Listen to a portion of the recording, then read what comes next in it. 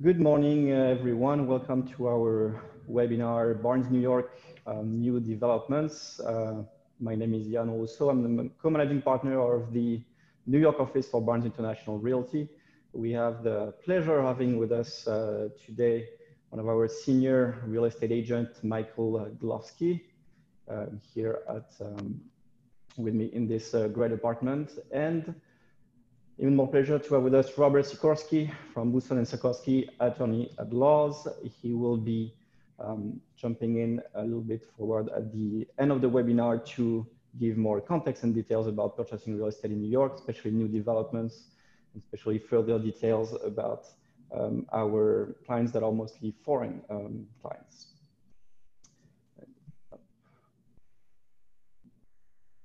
Sorry about that. Well, I hope everyone sees the presentation. So the three panelists today, myself, Michael, and Robert, we have the pleasure of being here in the Garment District on the 38th Street, your Unit 7A, one of our exclusives that is going for a little over $2 million.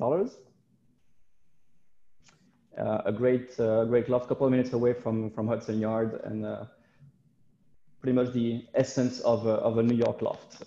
What are we going to be talking today? We're going to be talking a little bit about the market, of course, and the impact of the pandemic on such New York market, which is constantly evolving. And we will be talking about the new developments and the suggestion for our new development offer.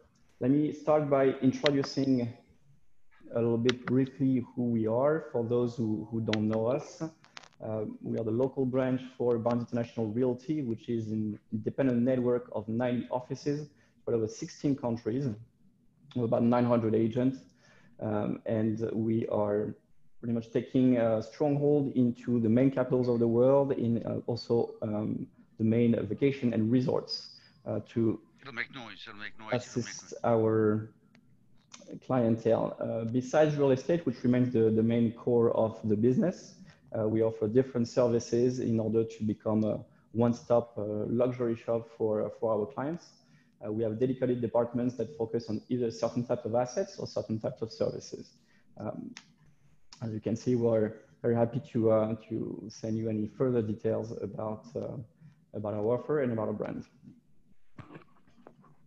Let's talk a little bit about the market and where we stand after 9 months of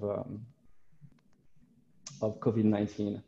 I'm going to start by saying that 2019, before the pandemic hit, was already a year where we started seeing this trend about the market becoming a buyer's market. Historically, in New York, there was very hardly any room for negotiation. In 2019, we were starting to see a little bit of a margin, about 5%, give or take, depending on the asset and depending on the neighborhood, even less, most likely, in new developments. 2020, the first trimester confirmed this trend, and then the COVID-19 started impacting much more, of course, the market with all the consequences that we know and the restrictions. So the numbers overall kind of went down in the way both of the inventory and both of the pricing.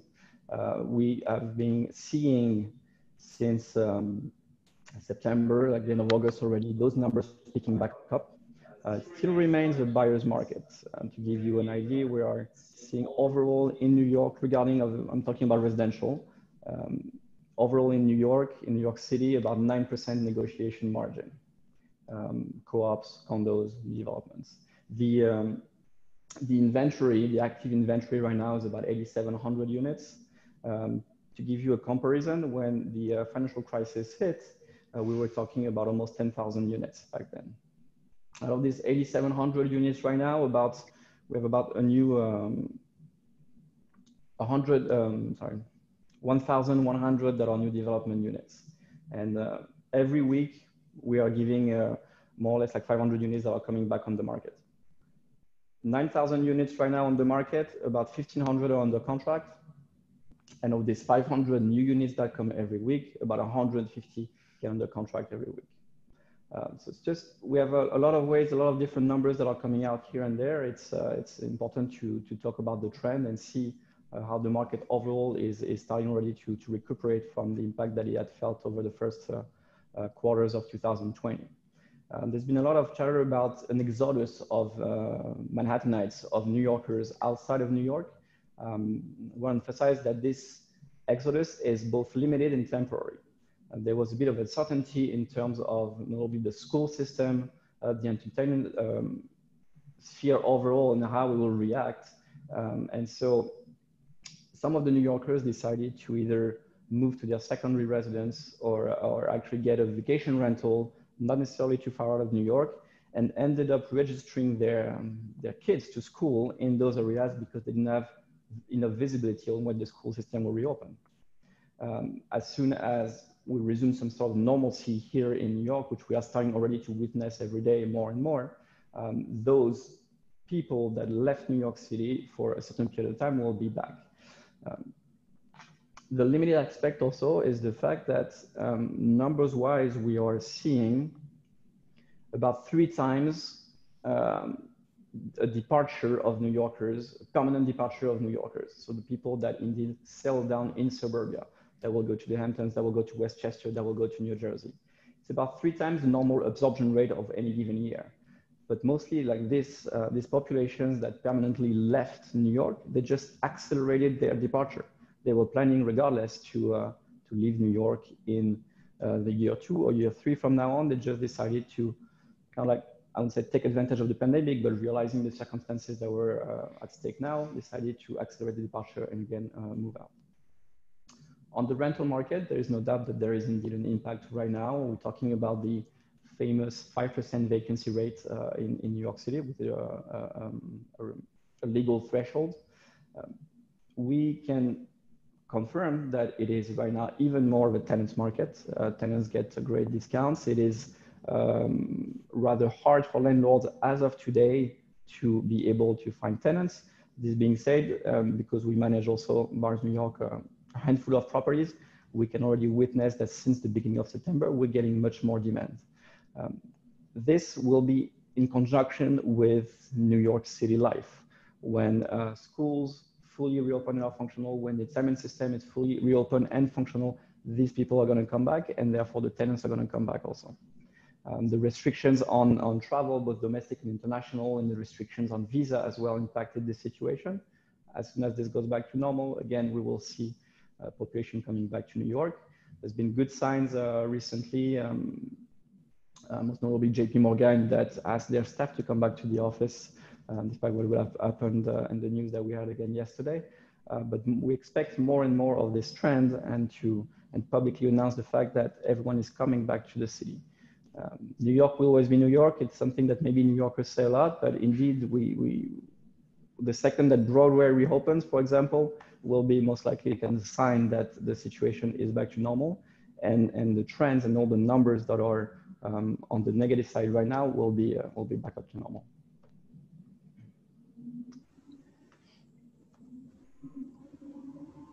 I'm going to give the floor to my agent, Michael. He will be jumping on to tell you why we are promoting new developments overall in a general context, and why even more in this current period of time. Sure. Michael? Thanks, Jan. Why new developments? New developments versus resale. It's really not so much an age-old question in New York. Historically, New York has been about the resale. Only fairly recently have new developments in New York become a thing, become something interesting. Now, particularly in these times, new developments are attractive for several reasons. First of all, when you're considering a new development, when you're entering into a brand new property, it's new design, it's new construction. Often you can negotiate your finishes, you can choose your flooring. It depends. That's one thing to keep in mind with new developments, is that there are a multitude of points of negotiability. So you can come into a new development and you can really create something for yourself in many cases. New design, new construction, you have along those lines, you have limited maintenance costs, certainly over the first couple of years, where you won't have to replace an appliance, you won't have to fix a leak in the ceiling.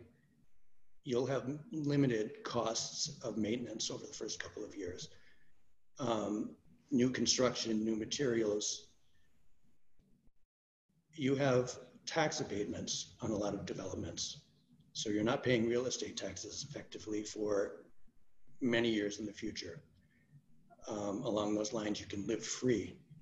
HOA costs, your monthly maintenance costs are waived. Again, that can be a point of negotiability. It can be something that is offered straight out by a sponsor or by a developer to that the sponsor will absorb the maintenance costs over however many years, let's say 5 years. So if you're paying, for example, $1,200 per month in maintenance, the sponsor will absorb that cost. So it's 1,200 times however many months out that is. That's your savings. So you're buying the real estate you're buying in at a very favorable price. And as I mentioned earlier, you have the opportunity for creative negotiations. It's wide open in terms of that. New York, there is New York, and there are the different ecosystems within the New York environment, different neighborhoods, each of which has its own character, its own flavor, its own project, which is up and coming and being promoted. So there are a multitude of choices. It's wide open for creative negotiations. Michael, if I could chip in, and in the meantime, we're getting a request from our attendants to see your face. They can be very happy to have you on video with me. So while you fix that, in terms of creative negotiations, what we wanted to emphasize particularly is the fact that when you are buying a resale, so an individual unit, that's not a new development. Thank you, Michael, and welcome back with us. You're already negotiating the price, basically. There's no other items or hardly any other items that actually matter for you to have a successful negotiation, but the price. When you are negotiating a new development purchase, there's several other items that you can negotiate besides, of course, the asking price, the listing price, which renders the negotiation more interesting for the buyer. Keeping in mind that the sponsor, as he's still selling the units, he is very always keen onto keeping a high selling price to help his efforts into selling the units overall after that, but also to help with the valuation of the building and the project and your own assets. So instead, you will be able to get discounts, I would say, on the back end, but a little bit. So these common charges that you will get a discount. Some of the transfer taxes you could get paid by the sponsor instead of being paid by the buyer. You could get a storage here and there. You can have like an upgrade in terms of the finishes. So that's why like new developments in themselves are even more interesting for a buyer as a purchase to have this room of negotiation that's higher than a resale. And that will be a good transition as to why, Michael, why is it that we are promoting indeed buying new development in this period of time right now? Michael? Sorry, I didn't hear you. Do you want to take over this slide? Oh, sure. So right now in New York is the time to buy. Everything that Jan mentioned earlier and everything that you're hearing in the news and seeing is true. There's truth to the exodus. People are leaving the city for greener pastures. The exodus is temporary. People will be back for the most part. New York is a historically resilient city. It's had a century of ups and downs, several centuries of ups and downs. It has come back every time. This includes, of course, September 11th. It includes the Great Depression. It includes the Great Recession. It will come back now. In terms of my own experience, I came back to New York in July. Mid-July, I came back onto the streets of New York, back into New York society, New York life. It was a very changed place. People were shell-shocked after the months of protests and after the pandemic. And since that point in mid-July, life has returned. People are coming back to the streets. Businesses are reopening. People are already returning. There is already a movement back to normalcy. And that's very important to keep in mind, and that trend will definitely continue. The inventory that is available now will be absorbed. But right now, we have that inventory. So you have the room for negotiation. You have unprecedented opportunities for discounts. Many developers have had need to meet deadlines. Long story short, they need to move their inventory. It's imperative for them to meet their financing deadlines. They have to sell units to fulfill construction loans, for example. So it's another opportunity that they're eager to sell their units. It's not in their interest to negotiate and play hardball and stick to the higher price point. So you can come in, and there's room for negotiability. And not only on single units, but on bulk units and bulk purchases. Bulk purchases traditionally are discounted by developers. So an investor can come in, collect a portfolio of properties within a building and keep a rental portfolio, maybe live in 1 or 2 units. Traditionally, there are discounts for bulk purchases. The discounts offered now are on much fewer units. So let's say you had a discount previously of 30 units. The developer would give you a discount on 30 units. Now you can have the same discount on 15 units. Depending on the building, depending on the neighborhood. The inventory right now, it is indeed massive. It's very much an inventory. People have moved out, but in the new development world, projects are continuing because deadlines have to be met.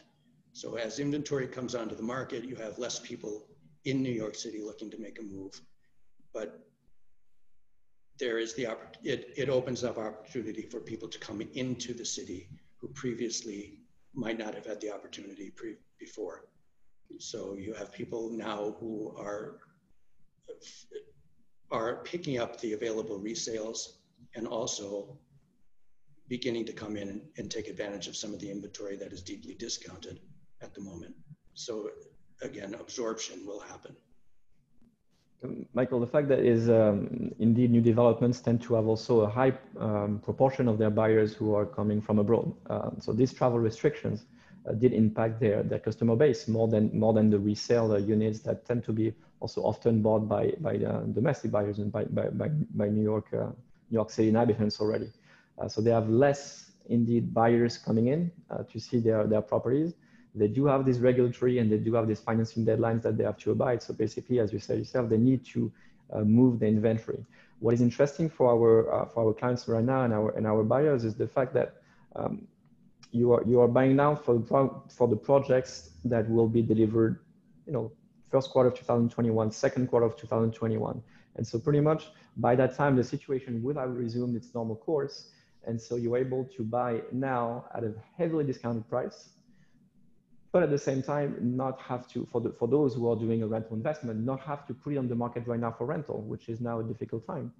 So that the fact that the closing will be delayed and the availability of the unit will be delayed in a time where the market will have be back to its normal course. Discounting, we were telling you before, that's about 10% across the board right now in New York City. So it means that also for new developments, you will get this 10%. Partly on the purchase price, partly on closing costs, partly on common charges. We can tell you that this is where it matters strongly to have an advisor, a real estate broker, or a team around you that have these contacts within the new development community and to pinpoint you exactly what are the right projects for you at that time and to tell you also where hopefully the negotiation will land. We just completed successful negotiation over the summer for some of our clients with discounts that went significantly above the 20% mark. And even though for just one unit, so we're talking about bulk units before, you can even get like some sort of a bulk pricing for 1 unit, 2 units, 3 units.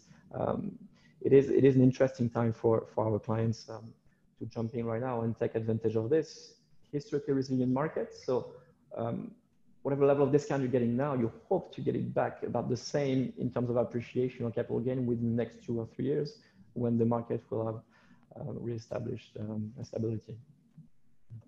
To be a little more concrete, we'll spend a couple of minutes before giving the floor to Robert. We'll spend a couple of minutes presenting you some examples of the new developments that we like. Let's put it this way. We do our homework. We specialize in new developments in the way that we go and see, analyze every new project that comes in. So we have kind of a short list of 20-25 projects. Here you will see 8, but it's really a matter of discussing with each and every client to see what it is that they intend to do with it. When do they intend to do that? What is the budget? What is the location preference? And then we can tailor down a list of interesting products, generally like 2 or 3. And then within those projects, again, dig a little bit deeper and recommend which types of units are more interesting than others. So Michael, if you would like start with some of the more what we call efficient projects, or the ones that are very interested for rental purposes, for example, and to enter the New York market. Sure. So we basically break down the new development inventory into 4 fairly descriptive adjectives. We have properties that are efficient. This would be a property that is well located, convenient to work, convenient to transportation, and at a price point that is not unreasonable for some people. It's an entry level. It's a good place to enter the New York City market. An example would be the Van de Water in Morningside Heights. Proximity is to Columbia University, particularly now with back to school and going into the fall and winter.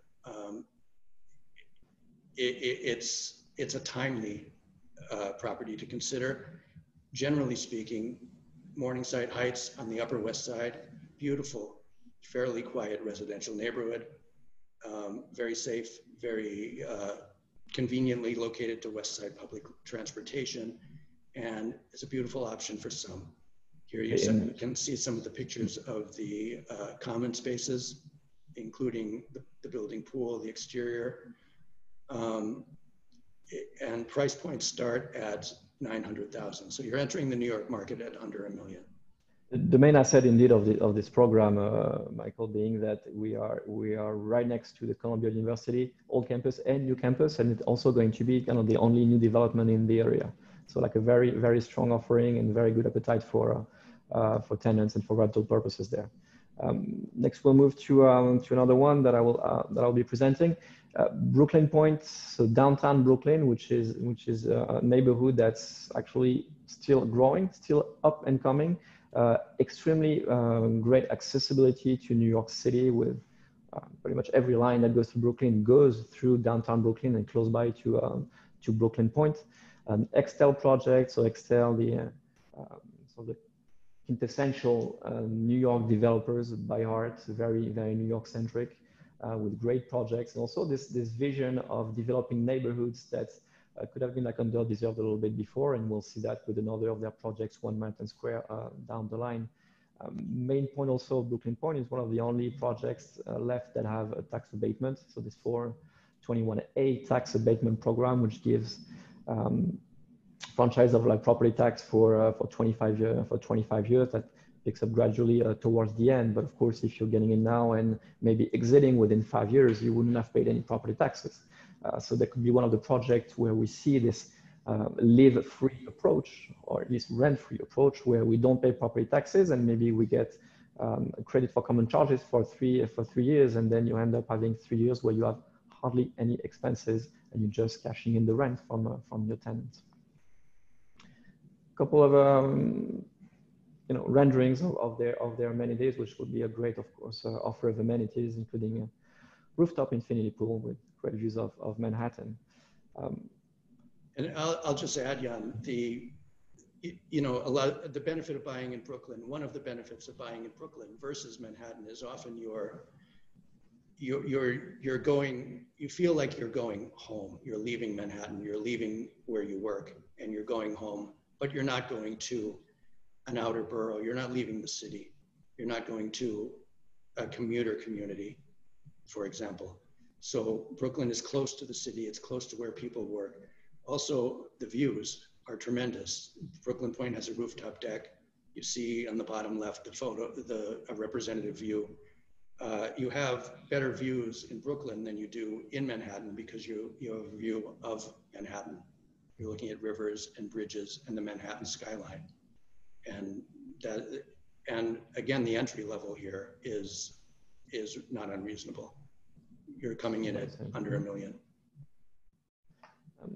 Talking about entry level, actually, the next project, which we classified in the more of the ambitious kind, is actually a great way to get a new development in Manhattan for significantly under $1 million, which in the past was not really accessible.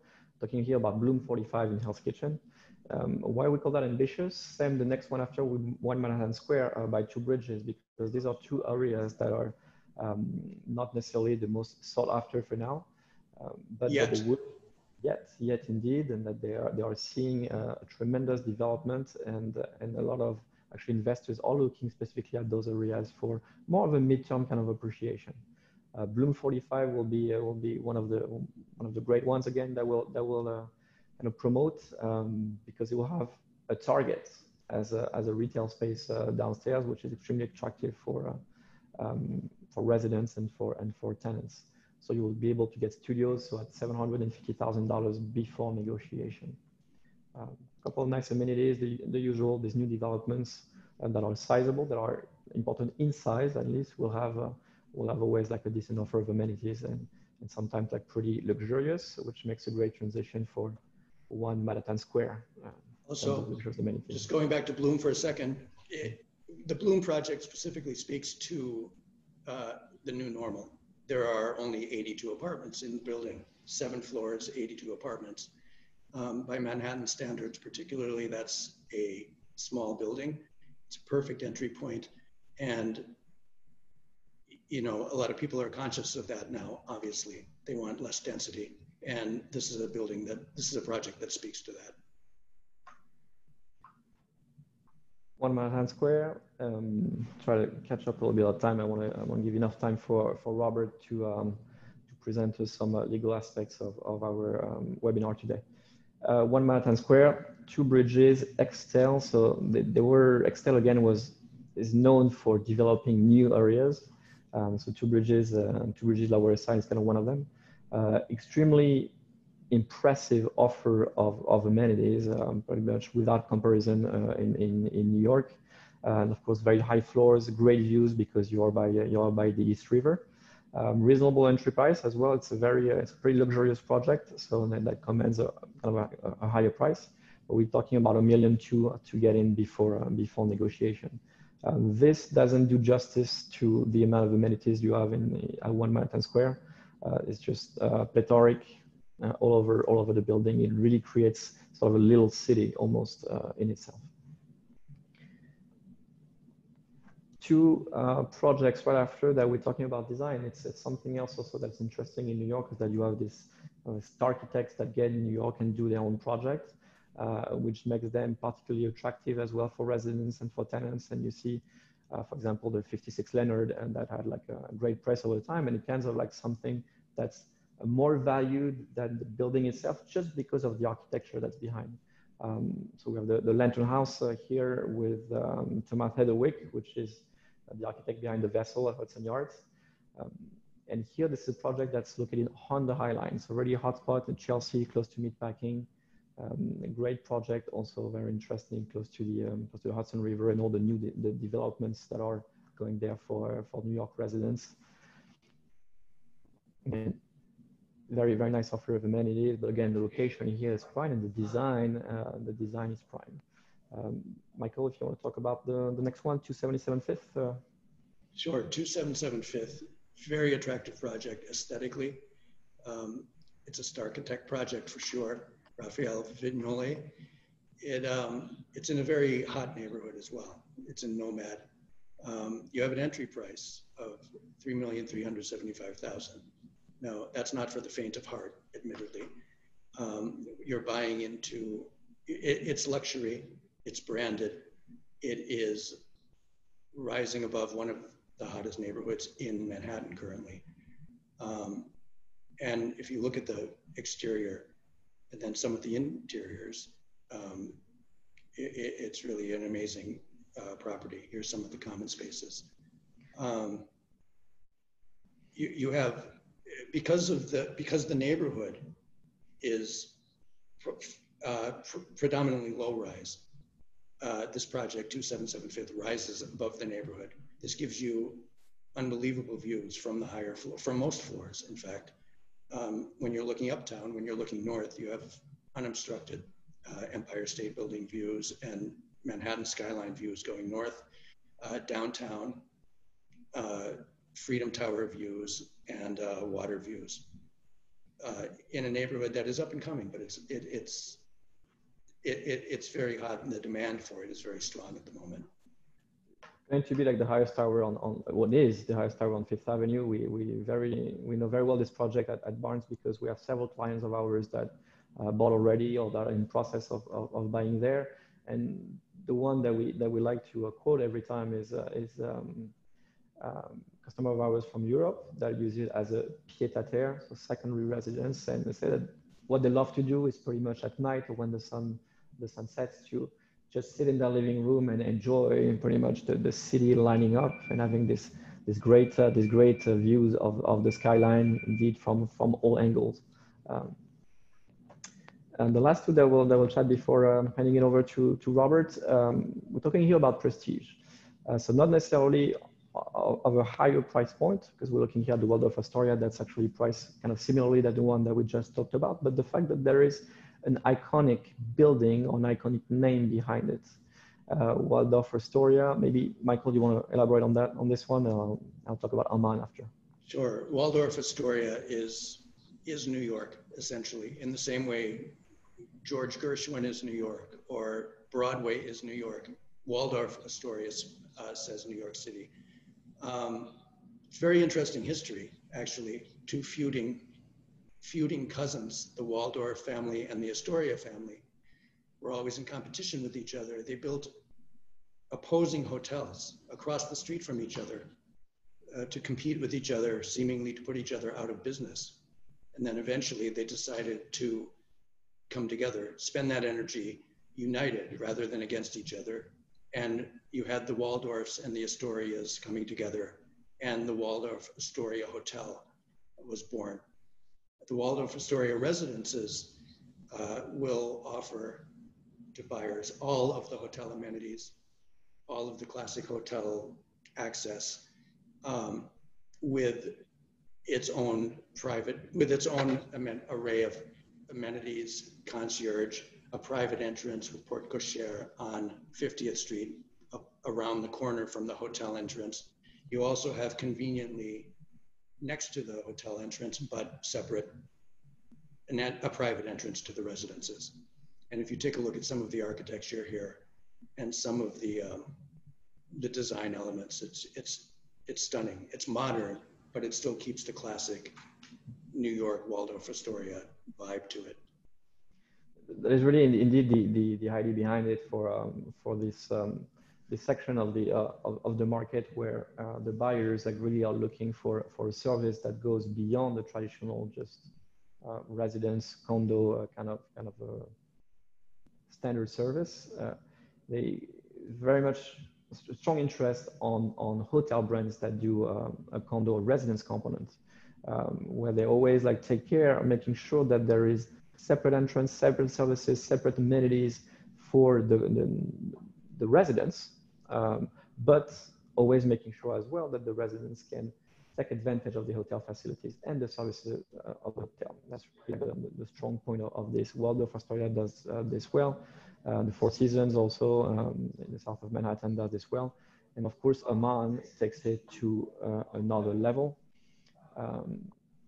Most of you probably know the Aman brand. It's hard to describe in a couple of words the level of excellence of the hotel brand. They will be created a very limited offering for residents at their new location in New York. Already, you have 20 units, but already 10 of them were kind of like pre-sold just within the Amman network before being available to the wider community. Again, extremely strong aesthetics in an iconic building, views of Central Park, same beneficial of the hotel program and assistance and services and facilities, plus the fact that a little unique that you will be able to put your residence into the rental program of the hotel itself. So that gives you the flexibility of generating an income when you're not using your units. So this was really, we hope you enjoyed this this kind of like overview of what Manhattan and Brooklyn, New York City are about in terms of new developments. Keep in mind that it is just an excerpt, an example of what could be there, and it's really a conversation between you and us into depending on what your project is and your expectations. That it is important indeed to have a team that specializes in this so that you have the best advice on which projects, which units are the best for your needs, but also how we can negotiate on your behalf to get those levels of discounts that we were talking about that are very, very critical right now.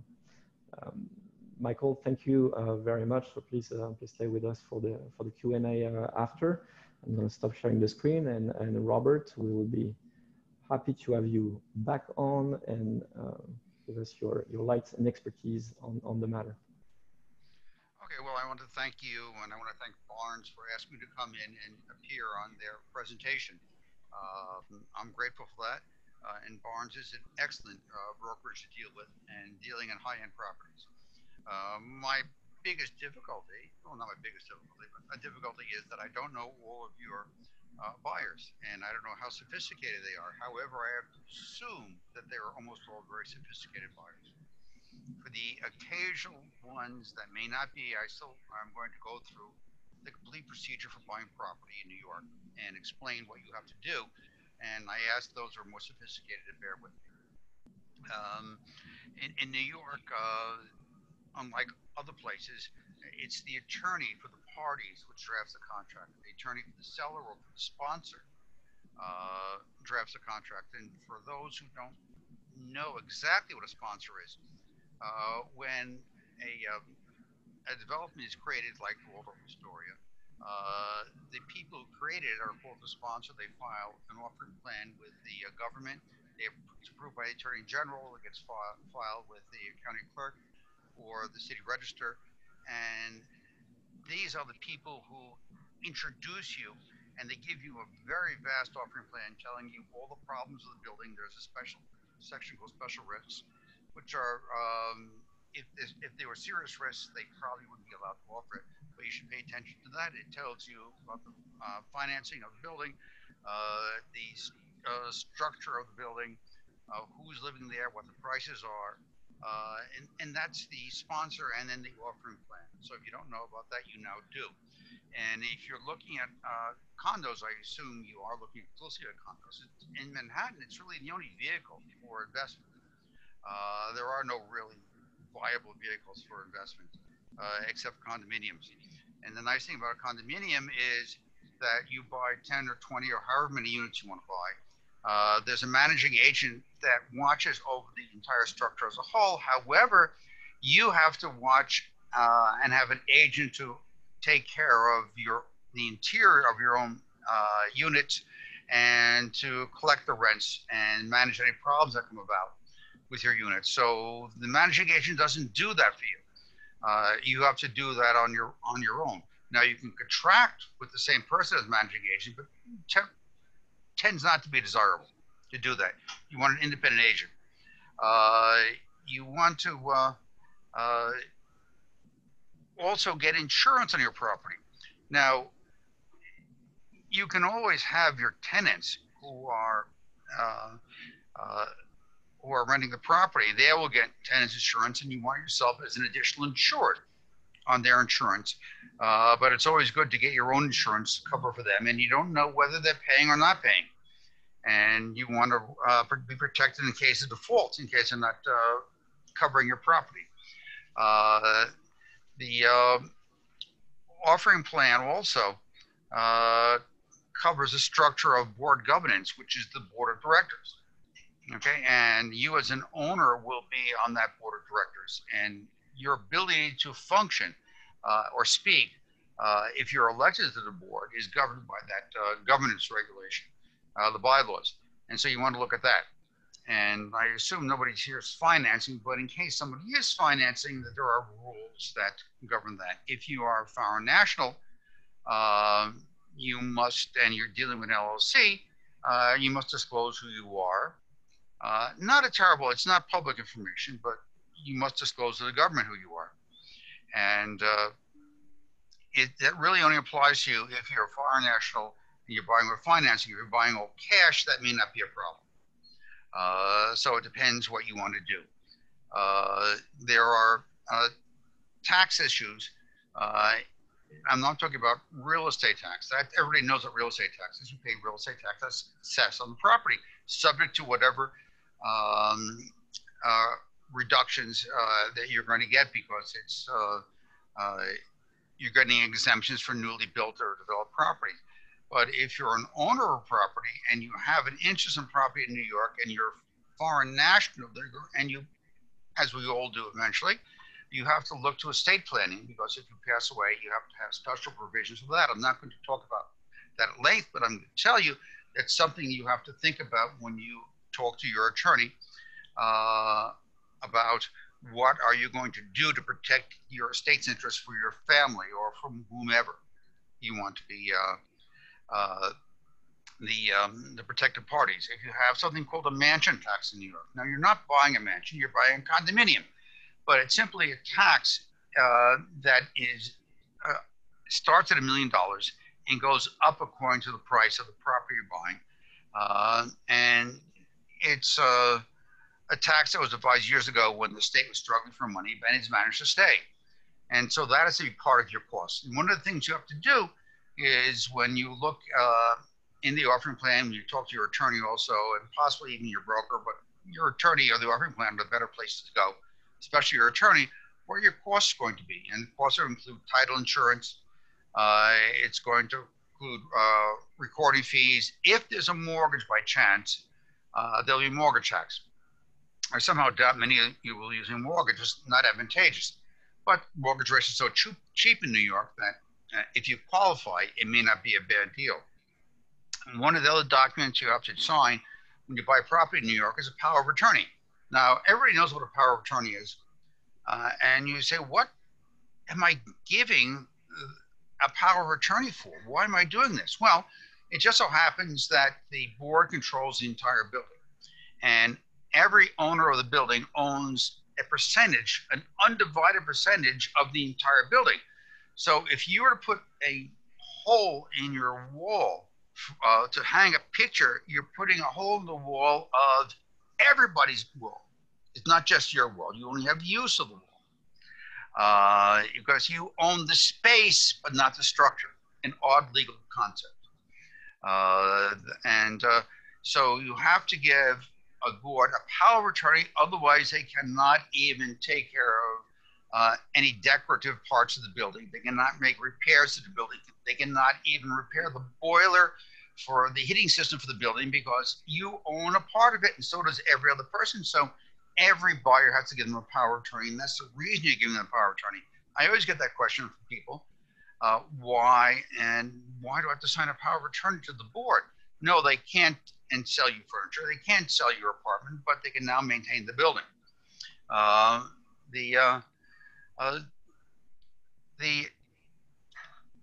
Something called, well,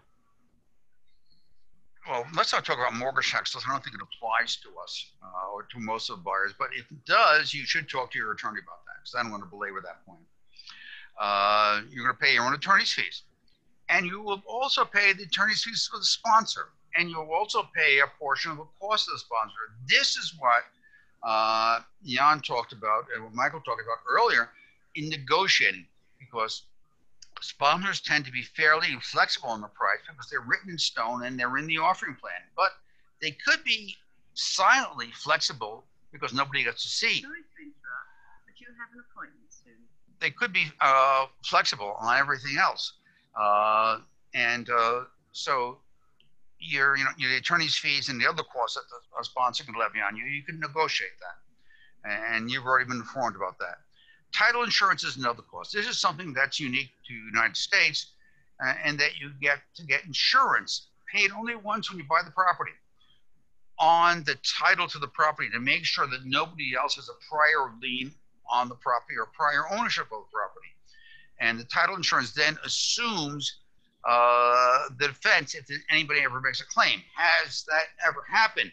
Occasionally there's an improper deed. Occasionally there's an estate and prior title, even if it's underneath the Waldorf Astoria, where somebody didn't do something properly or somebody forged a deed. The title company insures you for the value of your ownership of the property and undertakes the defense.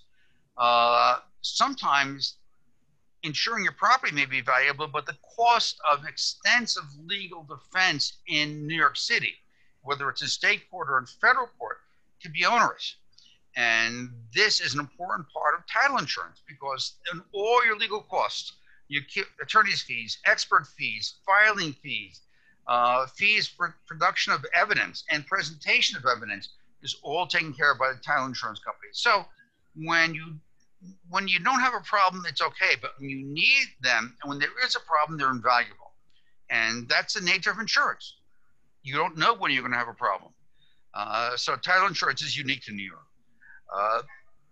When you sign the contract in your own name, if you sign the contract in your own name, and sometimes you do, you may decide that, no, I don't want the contract in my own name. I want it in an LLC, limited liability company. And so you usually put a provision in the contract, I assume you have an attorney, that you can assign the contract to an LLC. So when you close title, it will close title in the LLC, so nobody in the public will know who you are. Well, nobody in the public will know who the owner is. Your tenant will not even know who the owner is. They'll simply know that this entity, an LLC, and who your managing agent is, who they're dealing with. That's also very important. And when you go to a closing, you will get a closing statement, which is mandated by law, but which is very confusing in format. But usually your attorney will give you his or her own closing statement, which will be more understandable and which will help you understand exactly what happened at the closing. You may not be at the closing. You may be closing from Europe or South America or from China. I don't know. So you need somebody to explain this all to you. And one of the costs of a closing too is to get a full understanding is your attorney who does the closing for you is going to have to translate everything for you. And is going to have one of his attorneys or her attorneys in the office who speaks your language, if you're not English speaking, be able to explain to you what is happening and what this all means and how you relate this to the real estate procedures in your own country, which are probably very different. So when you look at this, you can't say, this is what I do in Brazil. This is what I do in China.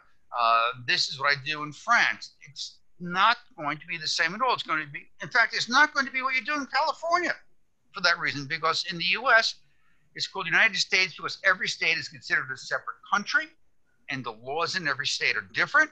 And the procedures from New York to California are completely different. In fact, the procedure in Northern California is different than the procedure in Southern California. That's why you need an attorney to interpret this for you and explain to you what you have to do and what you need. I don't want to belabor the point too much longer. I think I have a look from Jan that I'm exceeding my time. Not at all. Not at all. It was a very tough exercise, of course, to try to give so much information in the allotted time. But that's why we like to work with Robert and his team. Is that as much as Barnes, it's a very international oriented firm with his team and his attorneys speaking multiple languages and to be able to assist you in your own language, because as Robert said, it's still like a legal language, so it needs to be explained in terms that are more absorbable and more understandable for everyone. And it's always better to be assisted in your own language. So thank you, Robert. As much as we were explaining before, in terms of choosing a new development, there's a lot of things that will be taken into consideration when you do a purchase in New York.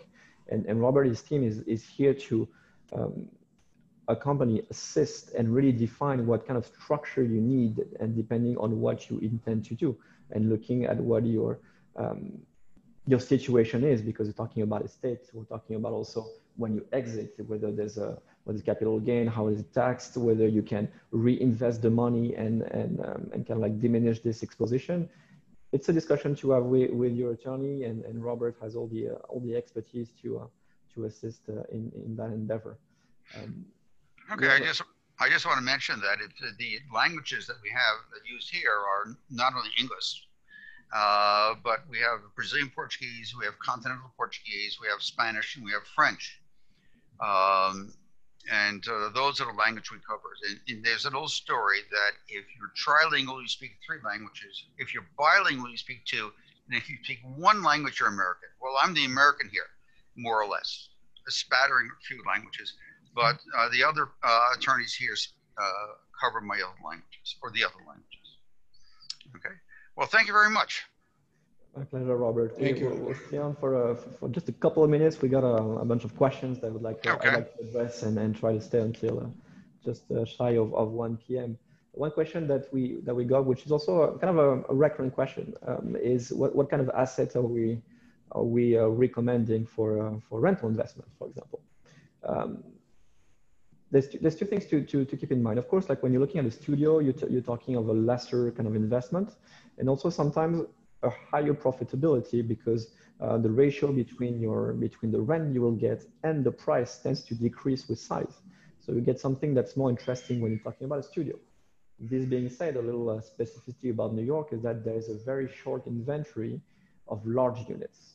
So strangely enough, and it's kind of like counterintuitive, we are really seeing that 3 bedrooms tend to perform actually very good.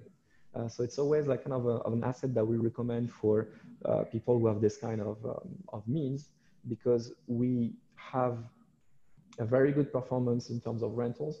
They generally tend to rent pretty fast, although there's like a seasonal aspect because often families, but also a very low rotation compared to other units, because indeed, most often families that will stay there for X amount of years. Mm-hmm. So that was one question. You have the possibility, of course, to send us any other questions via email. You will all get a recap of today with everyone's contact information, and we'll respond to all queries individually. Robert, if you have a minute, that's a question that we also kind of get, and I understand it's very specific to each and everyone's case. But maybe a couple of words about capital gain tax. Okay, well, capital gains tax is a tax you pay when you sell the property. It's not technically a tax. It's a part of your ordinary income tax return. There's a special schedule on your ordinary income tax return. If you file with the IRS, you file with the state and the federal. But if the federal return is 1040, you get a special schedule on there that gives you a discount for selling capital property. You pay at a lesser rate to the federal government. However, in New York City, there's no discount for the city or for the state. For the state, you pay at the ordinary income rates. So capital gain tax, people call it tax informally, is not a tax, but it's a part of the entire income tax structure, and it's simply one page or one section or schedule of your income tax return. One of the things you want to do if you want to sell your property is you could say, well, perhaps I don't want to sell my property and just put the money in my pocket. Perhaps I want to reinvest the money in other real estate ventures. That we can talk to you about as far as setting up Delaware statutory trusts or 1031 programs where the money gets funneled over into another venture and you escape the income tax, which is called capital gains tax, but I remind you, it's part of income tax. And the wonderful idea of tax planning, sounds bizarre, is death is the best way to plan for taxation, assuming you have some benefit from that. We'll talk about that as to, if you're a non-U.S. citizen, how this affects you. But the example is, if you're a U.S. citizen and you die, the property gets what's called a stepped up basis. So if you have $50 million worth of gain in the property in your name, when you pass away, it gets stepped up $50 million, and the date of death value becomes your tax basis, which is your acquisition cost, as if it was your acquisition cost. And so there's tremendous advantages to holding on property for a long period of time.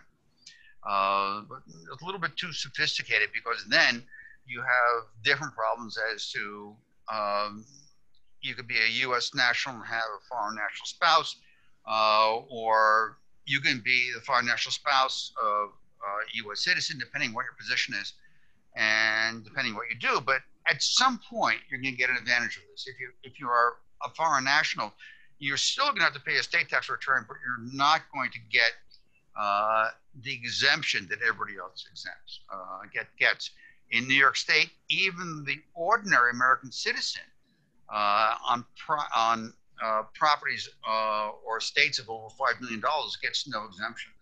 If you exceed the minimum exemption by more than 5%, your exemption disappears, and you have no exemption. Then you only have the federal exemption on the federal tax. There's no city estate tax. That doesn't exist. They attempted it eons ago, 40 years ago, and I don't think it lasted more than a few months before it was abolished, because everybody's threatened to move out of New York City, so they dropped that. But I don't know if you want to. I really can't go into any more depth on this individual people's situation. No, that was a great intro again, like, and reinforces the fact that any client needs to be like properly assisted by a team that involves indeed real estate and legal and tax purposes also, so that it's structured in a way that's the most efficient for when you exit, most likely, and especially for our investors that tend to exit within 5 years. That is it's very interesting to have the discussion with you like early on. We'll wrap up with the last question, and I'll try to answer it also in a couple of lines. And Michael, if you want to chip in too, it's the usual: where should we invest now? We want to invest in New York. We want to invest in the U.S. So strong economy in dollars, strong currency in New York, the most resilient city of the U.S. So less impacted both in actual amount, but also in time, where the market reestablished. That's why we want to be. But where in New York? So we touched upon, we presented a couple of projects here in Lower East Side. It's an area that people are looking at a lot, in Hell's Kitchen also, and downtown Brooklyn. These are areas that we feel that have a great potential for short-term appreciation and maybe an exiting within 5 years. We're looking also at Greenpoint in Brooklyn, talking also on the margins of Upper East Side, Upper West Side. So all of these are areas that are interesting for those purposes.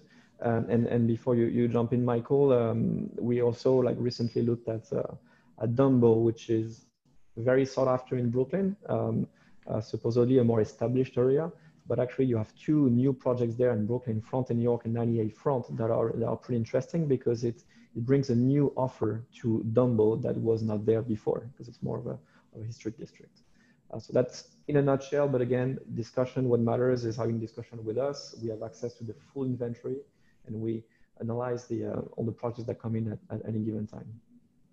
Exactly. It's really up to you, depending where you want to be and what your targets are. We can position you appropriately, and we can show you the correct project to speak to each of your goals.